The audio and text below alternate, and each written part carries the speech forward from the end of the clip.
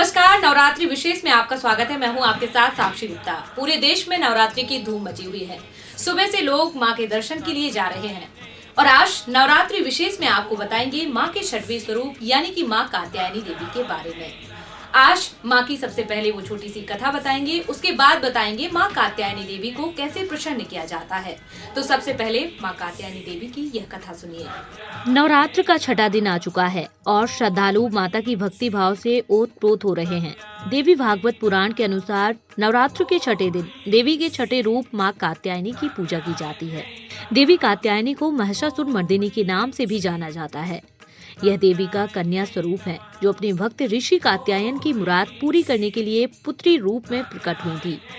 नवरात्र में देवी कात्यायनी की पूजा के साथ ही नवरात्र का उत्सव जोर पकड़ने लगता है। पूजा पंडालों में इस दिन से विशेष पूजा का आरंभ हो जाता है।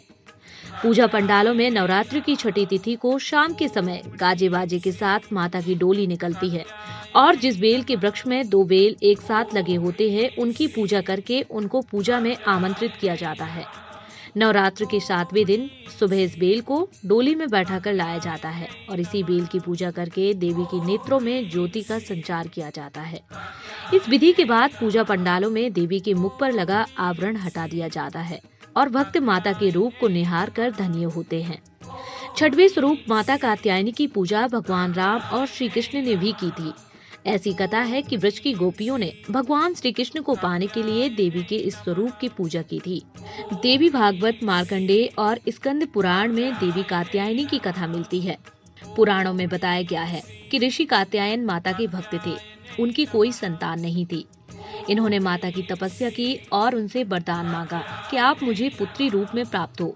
इस बीच महिषासुर का अत्याचार बढ़ता जा रहा था।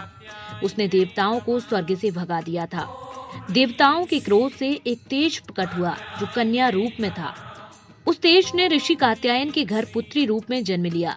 ऋषि जानते थे कि माता के वरदान के कारण पुत्री रूप में उनके घर प्रकट हुई हैं।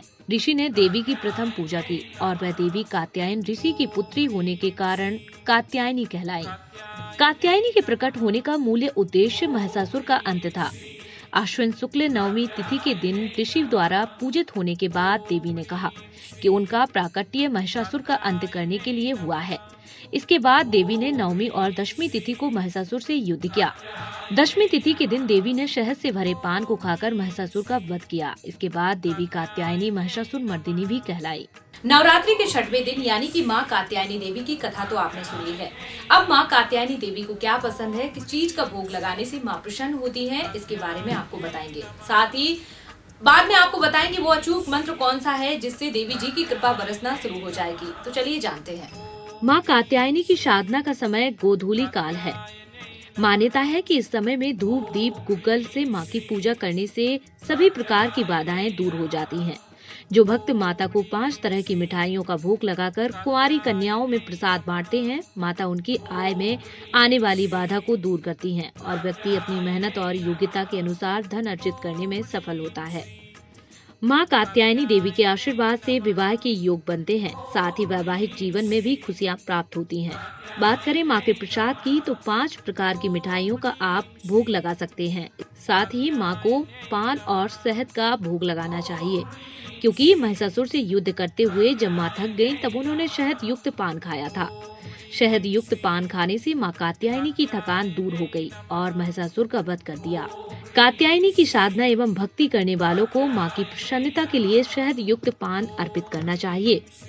बात करें मां कात्यायनी देवी को प्रसन्न करने के लिए वो कौन सा मंत्र है जिसका जप करने से आपकी सारी विपत्ति दूर हो जाएंगी, तो वह मंत्र है ओम ह्रीं क्लीं कात्यायनी नमः।